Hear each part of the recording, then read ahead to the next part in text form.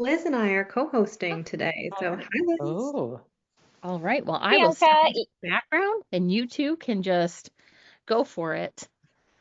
hi everyone. Wow, what a great group we already have. Because normally people are trickling in for like the first 10 minutes, but I guess these ladies bring a crowd, so I am not surprised at all. These are awesome ladies. So we're going to start diving into this CAP Awards Spotlight series. This has been so fun. Thank you for everyone who's been coming to these calls. Bianca and I have talked and we've been like, this is so fun. I'm so glad that we did this. These are uplifting and just, we always get a good conversation out of them. If you aren't aware of CAP Awards, they're awards that Captivate Collective host in the, oh my gosh, I'm so embarrassed. Um, like the application process is typically through the summer, and then in early fall we do those. So we are so thrilled that Mary had this great idea of bringing some of our finalists on to talk about these different topics that we showcase with each of the awards. And that's what we are doing here today with the Advocacy Mindset, which is one of our most fun and most competitive awards, because a lot of people apply to this award. It is one of our only individual awards, and it is really to go out there and showcase people, individuals who are really helping to drive the practice forward and who exhibit the advocacy mindset, which we're going to get into. So stay tuned. I do want to acknowledge we have a former winner here as well with us. What an honor. Oh my gosh, what an honor. We have Evan Jacobs on the call. Evan, So what a I had not surprise. prepared a speech, but here we go. No. Hey guys, Wow. happy Friday. Wow. Happy to Goosebumps, be here. He's everyone. taking Everyone take, over. Fine. Can you're you gonna see pass presenter over? Come on, Liz. they're gonna like take secret screenshots, Evan. Oh my gosh, Evan Jacobs was on the call. All right. So I am Liz Richardson. I am the Chief Revenue Officer of Captivate Collective, and my team is the one that runs the CAP Awards. With me today is Bianca Del Vecchio. She is a principal consultant, a managing consultant. I can't remember what your title is, Bianca. I do this every time. Managing consultant. Thank you. You got Managing it. You got it. consultant at Captivate Collective. She works with a lot of our clients and she knows her stuff. And she's also graciously stepping in last minute because Dina Zenik, who was scheduled to co-host with me, is quite ill today. And so Bianca is our go-to backfill for whatever me and Dina are not available. All right. Happy to be here. Yes. All right, so we're going to dive in, and I just want to take a moment to introduce. We have all three finalists from the Advocacy Mindset category with us today. They all happen to be wonderfully mature and experienced practitioners in this field. So I'm very excited to introduce Does that them mean today. old? Does that mean old? No, I was kind of wondering the Jeanne. same thing. I'm like, I'm completely immature. I'm a mature practitioner. Hey, like in the field that we are in, if you've been practicing for again, like whatever 10 plus years, you are a mature professional in this field. So congratulations. But no, not old, young at heart for sure. But have seen a lot of changes in this field, which is exciting. OG, thank you, Evan. Here to save the day. Some OG practitioners in this field. All right, so I'm going to take a minute to introduce these ladies. When I introduce you, I'll give you just a few seconds to give some color about your journey and make sure we give each of you a bit of time to tell us a little bit about who you are. So let's start with Jeanne. Can I start with you? This is Jeanne Nitschke. If you don't know Jeanne you're probably not super active in this community if you do not know Jeanne, because she has been a bright spot in our community for quite some time, gives so much back to this community and has helped many people on their journey, I know for sure, and is so passionate about customers and customer relationship. Jeanne, please tell us a little bit about your journey. Hi, everyone. Jeanne Nitschke. I still go by Talbot, so I got married not too long ago, and I'm still practicing with my new name. I've been in this community for, I think it's going on 15 or 20 years. I've stopped counting, but I just love being in the center with the customer and, being able to amplify their brilliance in a way that not only lifts up the company's brand, but their brand. And so that's really my focus. One of my customers contributed to my submission, and what he said is the unapologetic pursuit of human connection. And I couldn't have asked for a nicer compliment. And I do truly feel like that's what we all do when we're thinking about the advocacy mindset.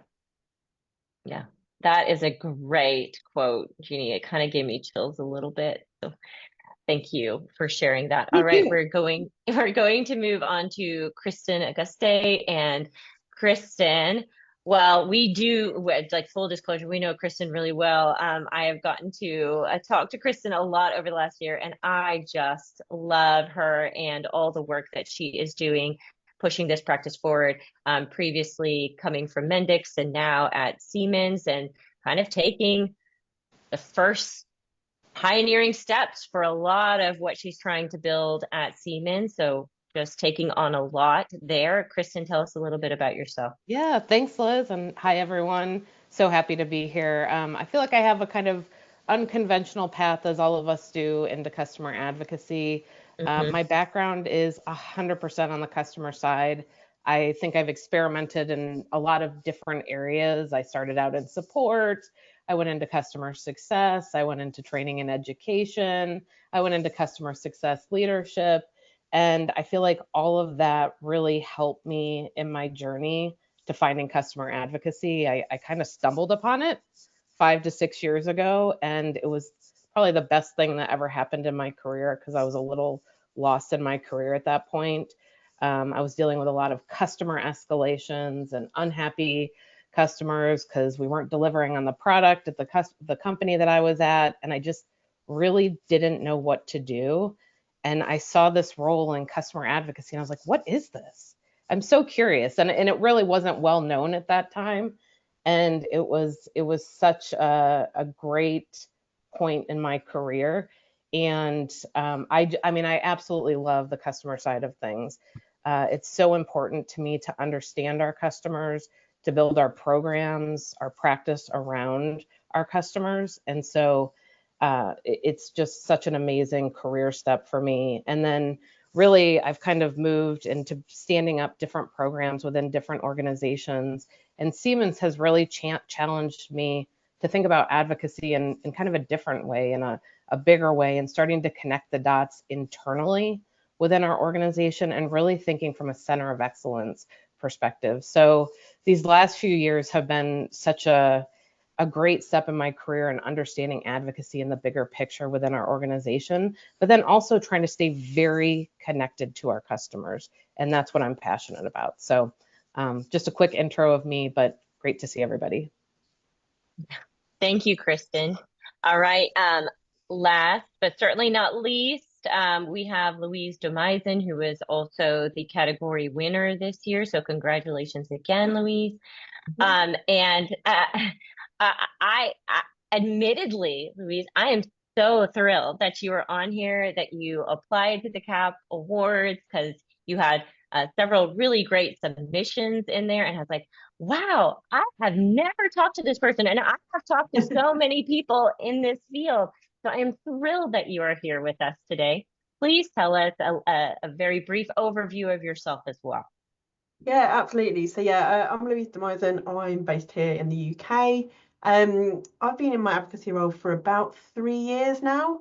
Been at Redgate for just over 6.5. So originally started at Redgate working with like webinars and online events, and obviously through that got to work with a lot of our customers and got to know them. And advocacy didn't exist at Redgate at that point. So after a few years, they sort of looked into it and thought it was something we should be doing. And because of my relationships with the customers and how much I enjoyed that side of it, they asked me if I wanted to take on the role. Didn't really know what it was or what I was getting myself into. So I said yes. And yeah, 3 years later, I'm kind of in a team of customer marketing. There's about 5 of us. I'm the only one that focuses purely on advocacy. And yeah, like Kristen and Jeanne have said, it's just that kind of human connection side that I just really love. Like I always say to my friends, are a bit like, what do you actually do? Common question. And I'm like I work with all the customers who love us. We live in like this lovely little rosy bubble of like, we work with customers, but they're always really happy customers and they just want to say great things about, you know, our companies and what we do and stuff. So I feel like I'm really lucky to work in like a lovely rosy little bubble with all amazing customers. And we were lucky enough, one of our advocates won Advocate of the Year as well. So that was amazing to have him kind of acknowledged as well in the awards. So, and I was talking to him just today and he was like, oh, it's so exciting that you're doing something like this and things like that. So yeah, it's a lovely kind of area to be in, and really excited to be here to chat and learn from everyone, because it's one of those things that advocacy is different in every single organization. It sits in a different area, it sits in a different team, people use different platforms, and everything's a bit different. So I feel like every conversation I have with someone about advocacy, I learn stuff. So I'm very excited to be a sponge today as well and soak it all up. Oh, thank you. And thank you for joining us. Thank you to anyone joining us from a distant time zone. We really do appreciate the effort for you to do that. And Louise will be in London in so we're so excited. We're so excited to see you in person.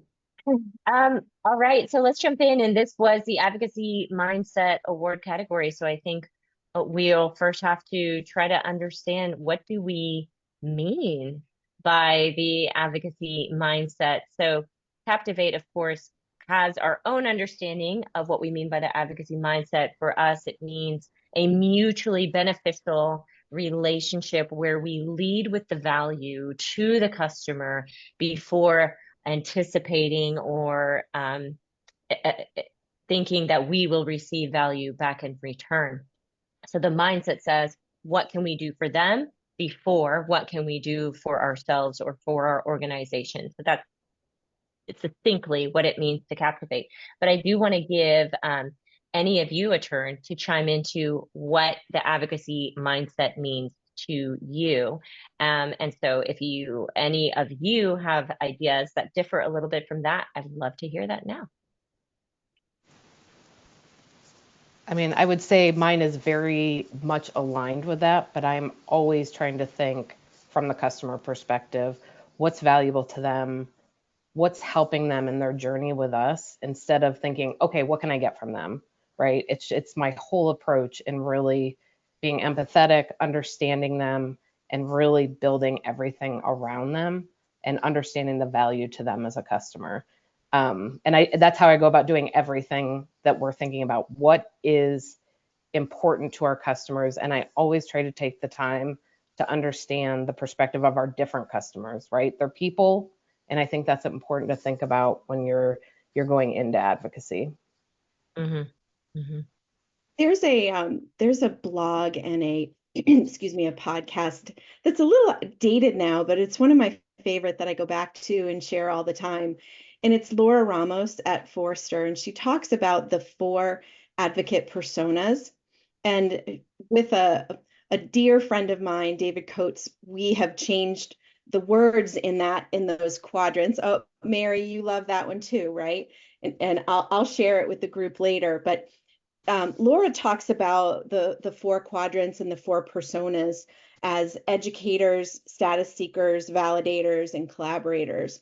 And the way I look at it, and David and I need to give him credit because he was the mastermind behind us brainstorming this, but he talks about advocates. If you think about their mindset, they want to either move up in their organization, move out, meaning they're looking for their next best job.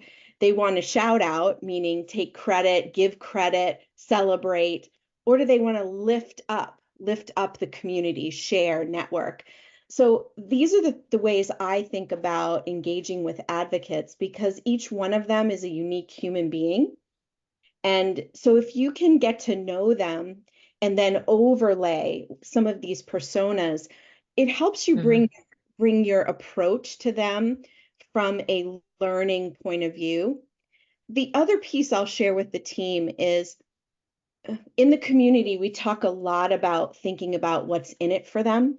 Yes, that's important, but put another lens on it, which is, what's the risk companies are always thinking about, am I going to do something or not do something based on a risk threshold? For example, if you're thinking, Evan, really like you to do this speaking engagement, and Evan's like, I am petrified I don't want to embarrass myself on the stage. Or what if I'm going to get in trouble or get fired if I do this, or I don't follow the rules properly? What if it would damage our brand? So a couple things to think about. What's the persona of the person, of the advocate? And then what's the risk of them saying yes? So just a few comments there around that mindset of advocacy and where they're coming from. I really like that, like the risk idea, especially like, so certain industries as well, that risk factor is a lot higher. Certain brands have got a lot more like restrictions on what they're allowed to do, what they can say, what they can't say. And I think it's really interesting. And I think, yeah, it comes back to, all of our advocates, anything they're doing for us is on top of, their actual real life job, their life, their family, their hobbies, so anything we're asking them to do, they're essentially doing it as a favor. Like, yes, okay, it's going to help. It's got something in it for them as L&D or whatever it might be. That's their reason for helping. At the end of the day, they're going to have to take time out from one of those other areas of life. We all have life. We all have various things. So, anything we ask them to do, they're taking time out from somewhere else in their life to do it. And I think that's one of the key things. And I think that comes down to like building that advocacy across the organization. Like, there's been people who, I had someone once and they'd sent out a request to advocate one day and they chased them the next day. And I was like, you cannot do that. Like, that might be your timeline, but this person's helping you out. Like, they're doing things off their own back and it's a favor to us. Like, no matter what your timeline is, you've got to think about, like, say, like that advocate and what their life is and how they're fitting it in, and it's on top of other things. So just keeping that really front of mind as well. I think that essentially everything you ask them to do is on top of everything else going on in their life, whatever that might be. And I think a lot of people forget the human element, going back to what Jeannie said too, right? Like, especially within the organization, when they're asking them to do all these things, they forget they're human beings, and that's important. And I think we have to remind people of that. I like to think about advocacy and a framework that might be helpful is how do you get that advocacy mindset? That's easy for us because we've been in these roles and we're talking to the customer and we're focused on it. But other disciplines within the company may not have any access to talking to customers. So how do you get that advocacy mindset? How do you keep it even despite some of the other influences in the company to maybe bend the rules, break the rules? Maybe we could, to keep it. And then how do you share it with other departments? How do you make it spread and multiply across your organization? Share alternatives. Louise, you just gave an example of they wanted to go to the same customer again within 2 days. So teach them the negatives of that and what an alternative could be. Look, we have many advocates that could feed what the need is versus burning out one. And then the other thing I like to think about is how do you defend that advocacy mindset in your own company when it is called into question? How do you stand firm? How do you hold that hill in a professional way that protects the customer and moves the business forward? So that being able to defend it in your own company isn't always easy either. Yeah, it's like that short-term versus long-term approach, right, Jeannie? Where it's like in the short term, people are thinking of it like as a transaction. We need customer quotes, we need reviews, and whatever we need to do to make it happen negatively impacts that long-term, like that long play of building these advocate relationships. So I think that's a great way of positioning it as well. And, fair point of having to defend that position within your own organization. And I want to go back to some of the conversation that's happening in the chat around how we all stumbled, or advocacy stumbled into us. I would love to hear from our finalists how you've landed or chose the role that you're in today or the next role that you're looking to step into, and how that really fits into your career trajectory working within advocacy?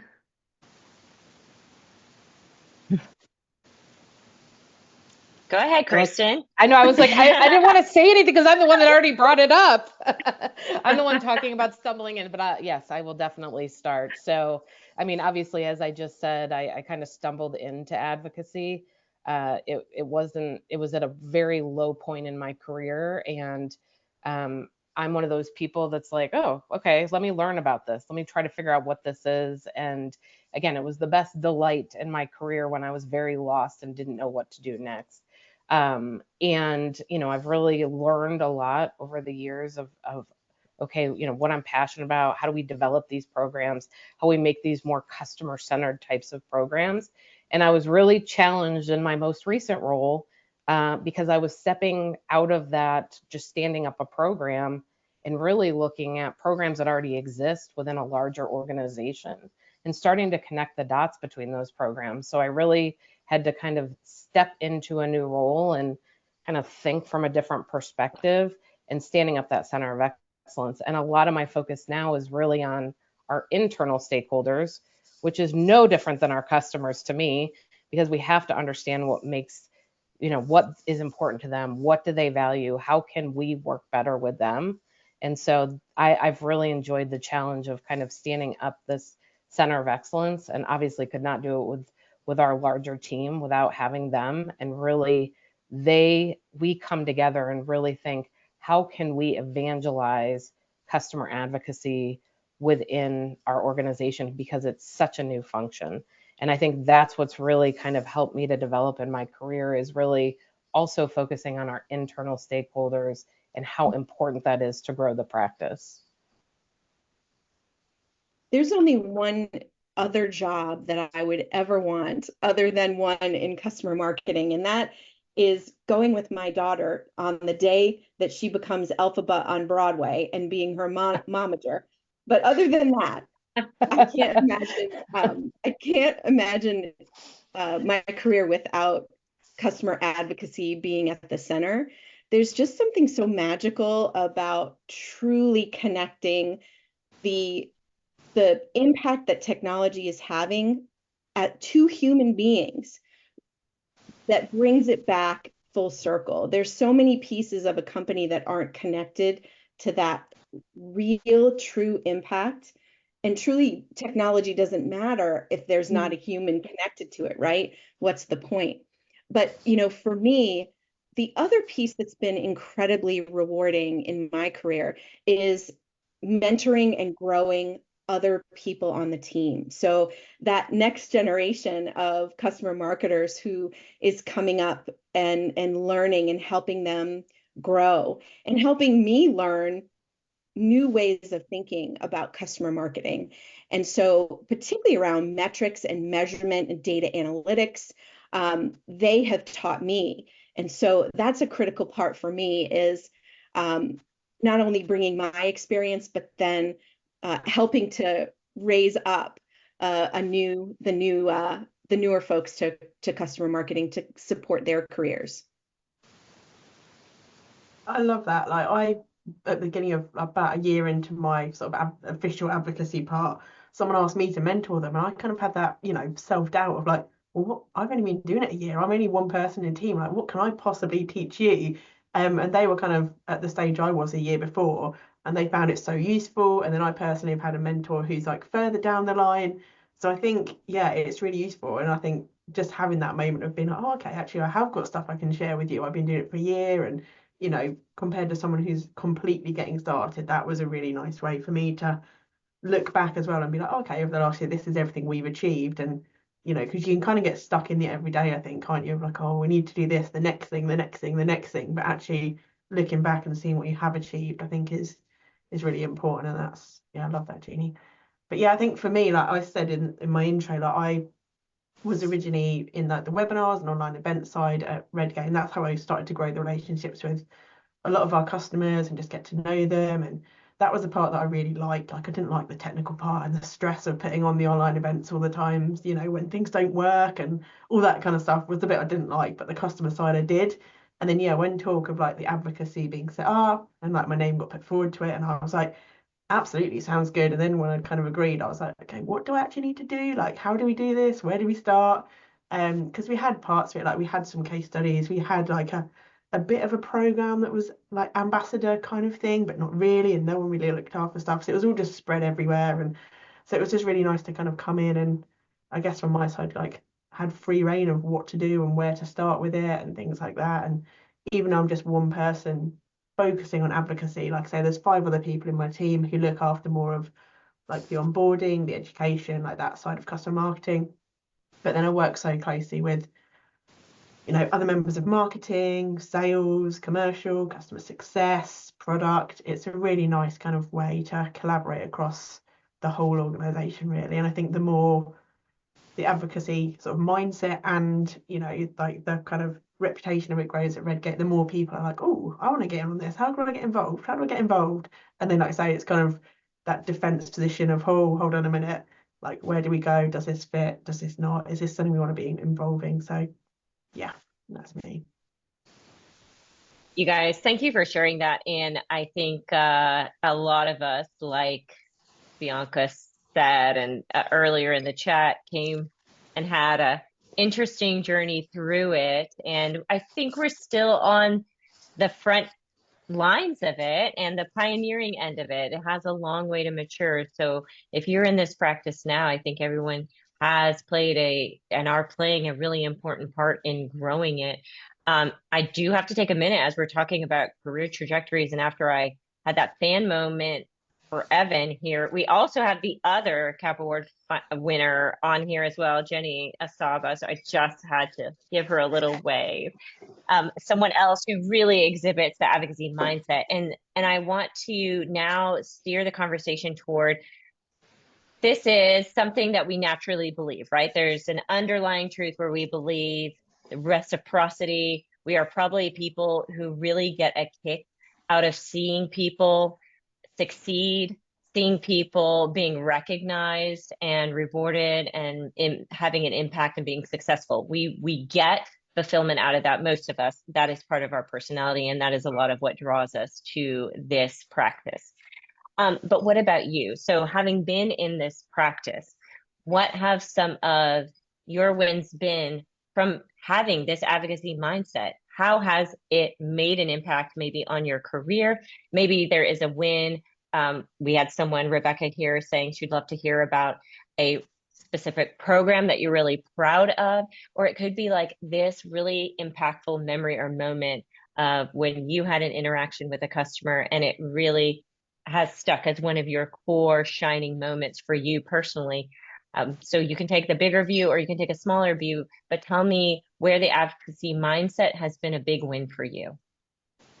Let's start, let's go backwards this time. So Louise, let's start with you.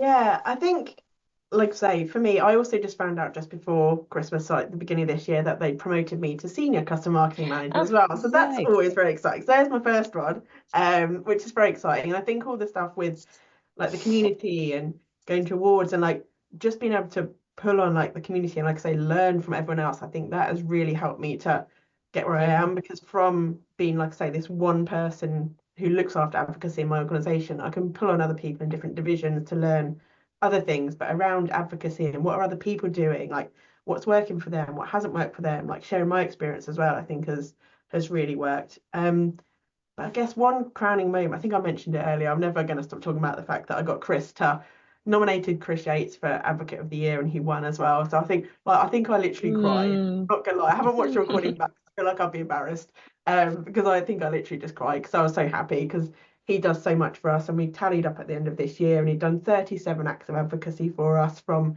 case studies to speaking sessions and things like that. And he was like, I've already done 37, let's aim for 50 next year. So he signed himself up for it.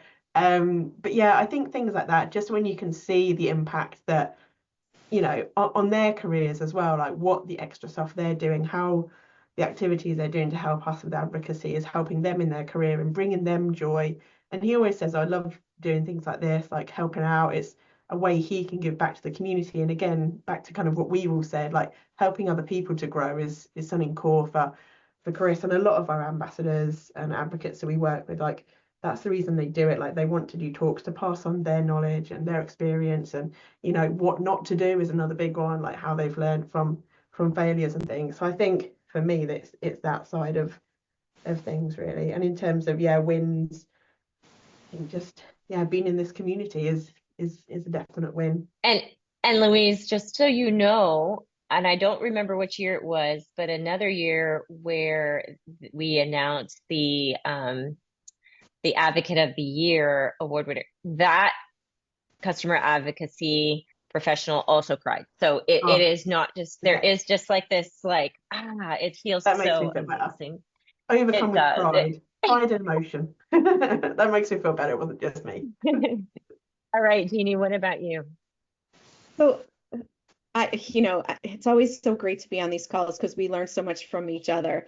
But I'm going to share just something from a playbook of mine that has built over time through success and failure at the same, over the years. My background is in PR. And so I come to customer marketing through a PR lens. And I did PR for Microsoft, for Intel, for Lexmark, and then for CloudBees for a period of time.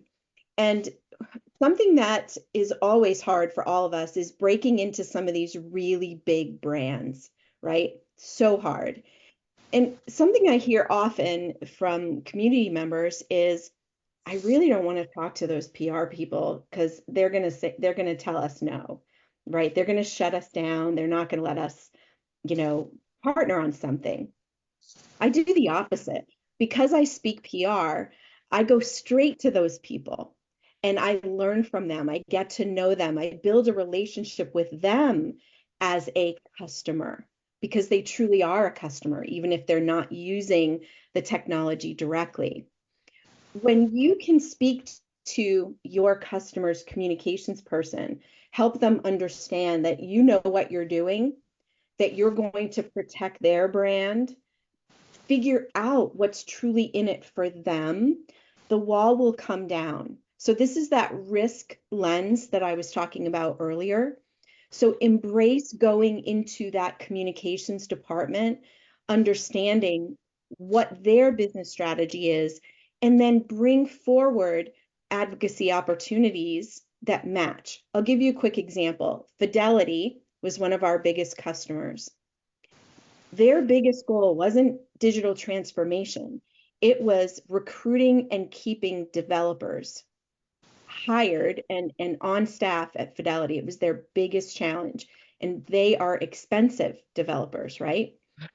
So we brought to them a campaign, a program to work with us. This was at CloudBees, to get them front and center with top developers. And it helped them with their recruiting engine. And we continue to partner all the way up to their CIO of enterprise systems, who ended up on our keynote stage, starting from zero. And when I left CloudBees, I think we had 4 or 5 advocates inside of Fidelity. So that's just something from my playbook that has worked. And if anybody wants to kick it around sometime, I'd be happy to help you talk PR. That's a great example, and I love it, Jeannie. And that's just so true. Like, the advocacy mindset at play, it's really a fundamental human truth. And because I think I sit in this practice, I literally try to explain it to my children. Like, yes, you could yell at your brother and try to get him to do what you want, or you could figure out what's important to him, and you could play into that and find a mutually beneficial thing that you both could drive forward to. It kind of gets lost, on 9 to 12-year-olds. It doesn't work out exactly the same, but it's so fundamentally true. And so how you can find that for everybody becomes such a useful tool in your professional life, but I think also in your personal life as well. Okay, Kristen, let's hear from you.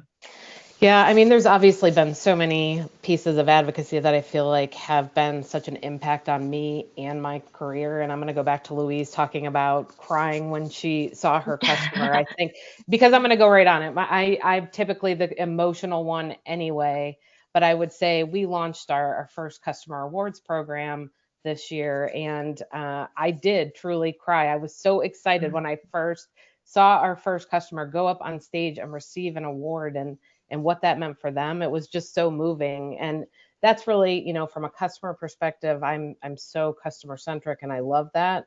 But I would say for my whole career, I've been customer focused, and being in advocacy and really kind of standing up the COE has really taught me to take what I've learned from the customer side and flip it internally, right? A lot of my stakeholders now are internal, and really understanding them and what's important to them. It's the same thing that I do in advocacy already with our customers. And I never really thought about it that way until now. I deal with so many of our stakeholders across the organization. And it's so important to me to understand, again, what's important to them. How can we work better together? What are their pain points? And that's been such a great lesson for me. I've always enjoyed working internally, but now it's just at a broader scale, and it's had such an impact on how I work with other people, because I think from the customer mindset when I interact with them. So that would be the biggest thing for me. I love that. And Evan and I had a great talk about this one day that was so good. And it's like, imagine if we were as good at creating those internal, I'm so sorry, I can't help it. We have a snow day here and she is like, I love it. There she is. Imagine if we were as conscientious and had as many best practices around creating those internal advocates, as when we get so excited when our external advocates do well. We often don't have necessarily that same affinity to seeing our internal advocates do as well. And that's probably a missed opportunity and a place, an area for growth in our practice. I'm going to take that question and bring it into our next discussion point, because I think I want to pivot a little bit, because we're talking about internal and external advocacy and how we're building those relationships. But I want to hear from our finalists around, like, what is your main mission when it comes to bringing that advocacy mindset, whether it's into your organization or within the community, and how you're really pulling that into the work that you're doing every day? So hard to think of one main mission, because I feel like there's always so many, isn't there? But I think from my side anyway, I think it goes back to what Kristen was just saying about like knowing your stakeholders. So it's in terms of like when I'm talking to the different teams in Redgates, whether I'm talking to product, like what are the key things that we can do to work together on? Like how can I work to help product, like things like getting customers on research calls, things like that. But then how can they help if they're, you know, trawling through our customer accounts and they find a really great engaged customer who's not part of an ambassadors program? You know, what are the kind of win-wins that we can do to help each other? And I think it's communicating those as well. Like I think people get sick of seeing my posts on Slack, like Slack channels pop up, and I do a blog each quarter and just finish one at like looking back at what we've achieved across the entire year. And I think when people start seeing, you know, some numbers and, you know, what it actually means, some real examples of, you know, customer reference calls, and when we've got feedback from that customer and that AE of how much impact that's had, I think it's nice. I think sometimes people think, you know, advocacy is just this fluffy cloud, but what does it actually, what's the impact of this fluffy, nice, rosy world? And I think once you start finding it, and like I say, find those internal champions, like within product, within sales, then they start shouting about the wins and the impact it's had. And then, like I say, suddenly, although you kind of like find the balance, because otherwise everyone starts being like, I want to do this. Can we do this? Can we do this? Can we do this? But yeah, I think it's that like kind of finding the win-wins within each of the different like parts of the organization, how they can help you, how you can help them, how it helps the customers and the advocates that are in the program as well. From our side as well, I know for our customers, they're generally always really keen to speak to product. Sales a little bit more on the fence, and marketing, they kind of give us the eye roll a little bit of like, oh, yeah, okay, I'll speak to them. But product is the one they always want to speak to. Like we're a very technical software company, so when opportunities come up to speak to product in like research calls and cabs and things like that, they're always jump at the opportunity. So yeah, I try not to take it personally when we have the marketing ones, but you know, it's just how it is. They're technical people. They want to speak technical. You know, over the holidays, there were all these 2025 predictions, predicting this, predicting that, right? One of the ones I saw was around the marketing funnel is dead, leads are dead. And the point of this one that I read, and I can't remember where I saw it, was it's been about your brand all along. And that if you could have a ton of leads, but your brand might not be credible, and therefore it won't live long and prosper. And so I truly believe that what we do, it's not about these individual tactical acts of advocacy. When we pull it up, we have a job to do. We work for a company that's trying to generate revenue. And what we are doing through all of those things is elevating our brand credibility. And when we do that, it reduces the friction for sales and it reduces the friction for marketing. And that's how I try to look at it. And it all comes back to brand credibility, and making things faster and less friction, both for sales and for marketing. So when the customer finds us or we find them, we're already in the consideration set.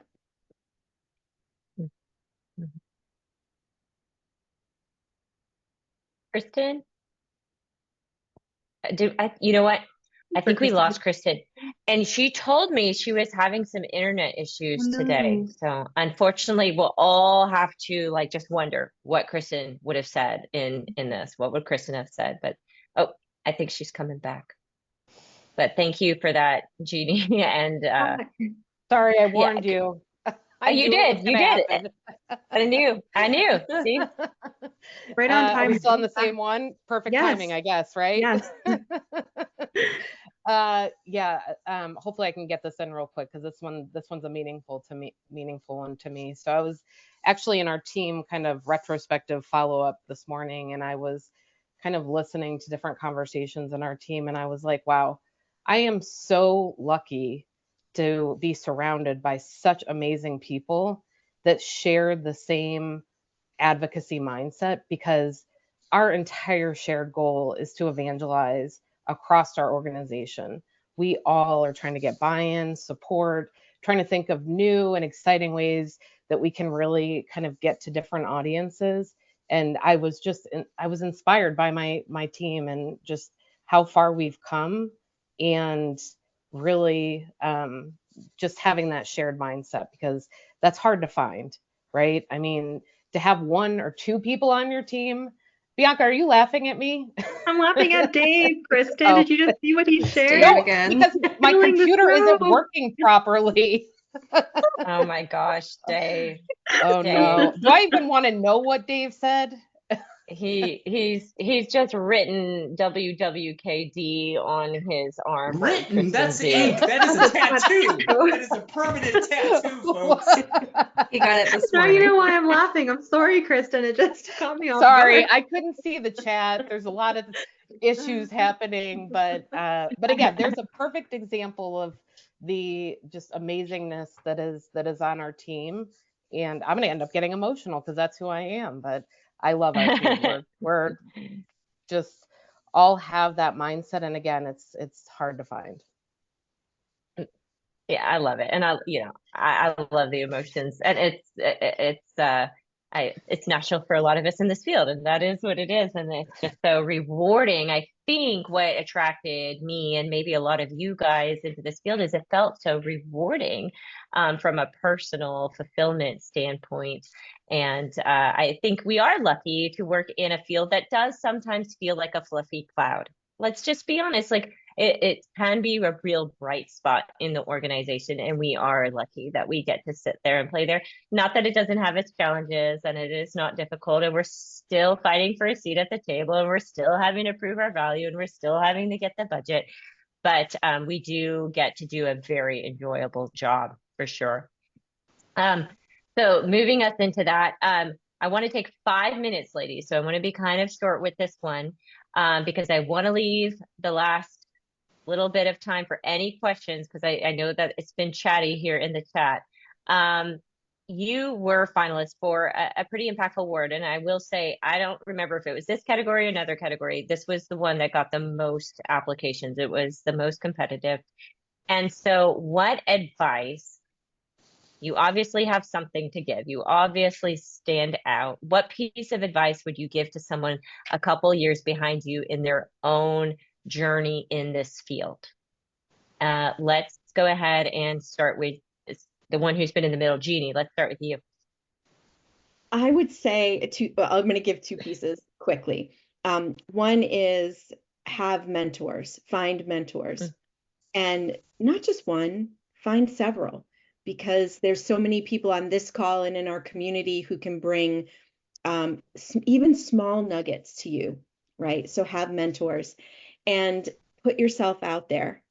Put yourself out there. So either just start commenting on posts on LinkedIn, take those chances, try things, practice, fail, repeat. And I think those would be the two things. Have mentors, practice, and put yourself out there. Yeah, that's really great, Jeannie. And if you're looking for even if you can't get a mentor, like even CMA Weekly, right? There's so many people in this field who are willing to share and answer questions and jump in. It's a very sharing community. So you can always start there to find whoever those people are who are going to be your mentors. Okay, yeah, let's move on. Lowercase m, a lowercase m, not a big M, right? Yeah. Yes, exactly. All right, Louise, what about you? Yeah, I think it's one of those things is like I love that whole like put yourself out there, do that, like all those kind of things. It's always out of your like comfort zone, isn't it? But pushing yourself that little bit further.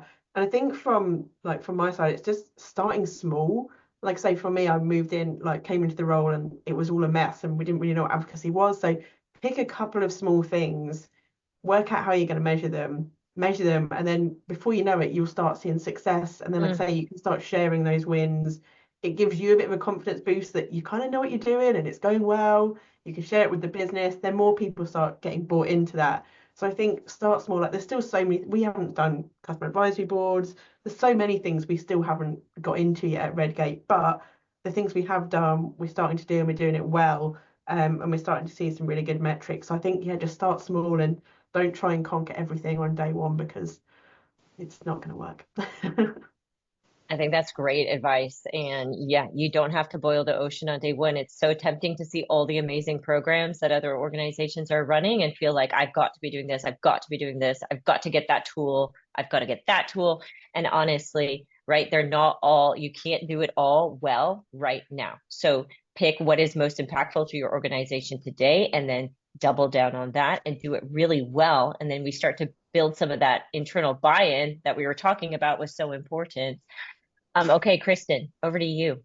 Okay, I just have to echo that because I think that is so important. There's so many things that you're trying to do. There's so many things that you're asked to do. You have to do some things really, really well to really prove your value to the organization, or you're going to be running in circles. So I think that's valuable. But I'm going to go back to mine. The big advice I would give, and we talk about this on our team meetings all the time, understand your stakeholders, understand the people that you're working with. Schedule those meetings with people you haven't talked to in the organization. Same thing when you're standing up programs. Go out and meet with your customers, understand them, spend time asking them questions. What keeps them up at night? What would they like to see more of? Same with your internal stakeholders. That has really kind of been my guiding principle in all the programs and my roles that I've done. Isn't it so interesting that the main advice in our field from, experienced professionals is really, it's almost soft skills based, right?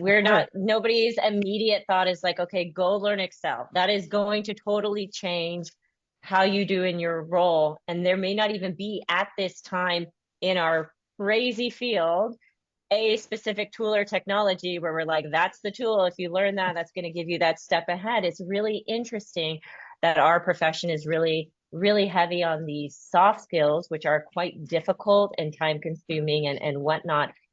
Maybe there'll be a day where there'll be the two tools that you have to learn. That is not today, apparently. But it's almost like the intrinsic knowledge of how to build relationships still remains the number one priority and the number one piece of advice, both internally and externally. Okay, fantastic. Fluffy skills. Come on, David, not fluffy, just warm and fuzzy, warm and fuzzy. Okay, fluffy clouds. Yeah, okay. All right, so we're going to move now into Q&A. Bianca, what questions do we have? Yeah, we've got some great questions coming in on the chat. So I'm going to go to David's question actually. So I want to hear from everyone. What is next for you in customer advocacy? Well, I'm interviewing right now, so I've got a bunch of things in the mix. So that's the big focus for me. What's the next big role? And for me, in terms of what I really want to do this year is read more. I really want to read more. And that can be fiction, nonfiction, business books, all of the above. And I think over the last few years, I've really stepped away from that. I just finished Likeable Badass, which I would highly recommend for any women out there who can sometimes be a badass, but not necessarily be so likable, or too likable and not enough badass on any particular day. So that's, for me, it's kind of learning more, keep continuous learning and read more and get a job. And get a job. Well, I good love luck, it. I love Jeannie. Excited to hear where you land next. I know we'll all be following along to see what your update is when you're ready to share. All right, anyone else? Let's see, Kristen or Jeannie, any next steps, like, immediate next steps? I would say from our team perspective and our organization perspective, we're diving into the world of life cycle advocacy. So I would say that's, top of mind for our organization and really starting to run forward with that. Very cool. Yeah, I think from us, it's like, say, like customer advisory boards is going to be a big one. But I think also just from our side, building on the kind of community side of it and networking between advocates is something that we really want to offer, but it hasn't really, like the tools, as we were talking about, we haven't really found the right one that works at the moment, and things like that. So yeah, community and customer advisory boards are next for us. Good luck. No, just kidding. Any tips, let me know. Those are my favorite. Yeah, Kristen and Dave can talk to you about tool searches, so definitely reach out to them. Do we have any more questions, Bianca? We do, yes. I actually resurfaced this one that Susan shared earlier, but would love to hear more about metrics and measurement. So how are you thinking about metrics, and how do you share the show the value of advocacy in your roles and past roles, or how you think about it overall? I would say in the last at Motive, what we did is partnered with our marketing ops team. And when I say partnered, it didn't necessarily start out so friendly, but we convinced them that if they could measure the impact of a blog, they could measure the impact of a case study or a video. And once we were able to get that metric calculated and onto the marketing dashboard, the whole universe changed. And so make friends in your marketing ops organization, and then top down from your marketing leadership, have it required, these metrics that are the same as your content team, by the way, get those included in your marketing dashboard. And just having that visibility to some of those numbers is really mind-blowing in terms of the impact of the content alone that we're developing, not only, even beyond with sales influence, but that's an example of something we did, within the last few months at Motive. That is probably one of the biggest changes in our field, I'd say, over the last 5 years, is the importance of data and surfacing the data, and it's like night and day. So I do think that's a new skill set that is extremely important. It's not necessarily that we have to learn to be data scientists and do all that work. That's very hard to have all these soft skills and have all these technical skills, but knowing the people who do have those skills and having good relationships and getting them on your side has become like a must-have part of the job. Absolutely. I would echo the same thing. I mean, we're in a unique position where we're connecting the dots between different programs, and there's a lot of complexity, and it's really just understanding your key stakeholders that you need to work with know it's not easy for us, but we're really trying to focus on that this year to really start to build out a comprehensive dashboard across all of the different programs that we're running.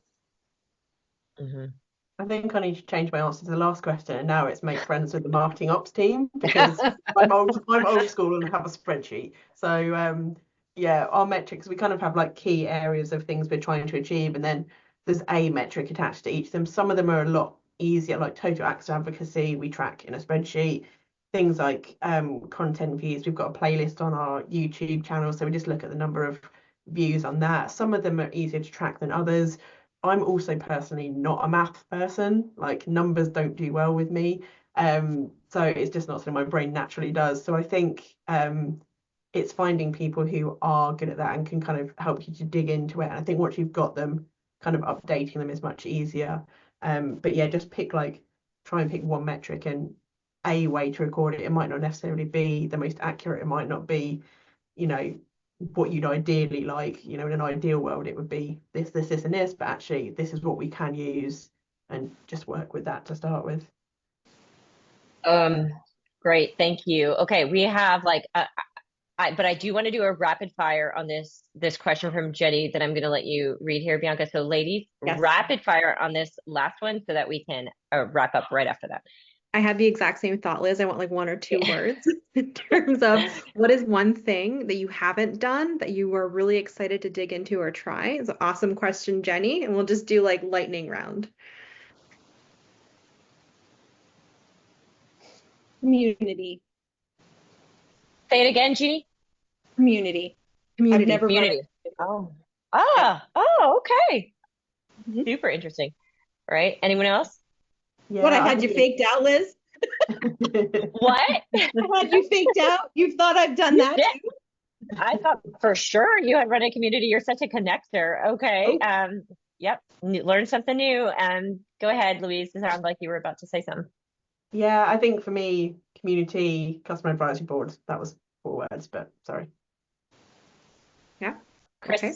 Kristen? Yeah, I would say, I mean, for me right now, it's life cycle advocacy, to be honest with you. Mhm. That's the skill I haven't done yet that I really want to explore.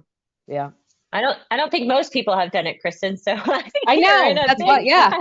Let's figure it out. Yeah, we love pioneers over here. Yeah, and you know, you guys all said what you were most excited to try in customer advocacy, which is so true.